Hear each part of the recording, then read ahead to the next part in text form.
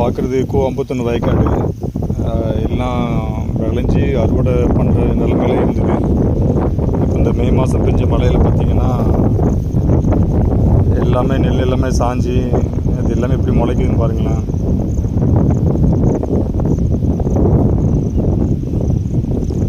நம்ம எல்லாமே சொல்லிடுறோம் விவசாயத்தை காப்பாற்றும் அப்படின்னு சொல்லிட்டு, ஆனால் அதோட நிலைமை எப்படி இருக்குன்னு பாருங்கள். எந்த ஒரு நிச்சயம் இல்லாத வேலைங்க. இந்த வேலை பார்க்குறோம், இதுக்கு இவ்வளோ வருமானம் வரும் அப்படிங்கிற ஒரு நிலைமை இல்லாத வேலை.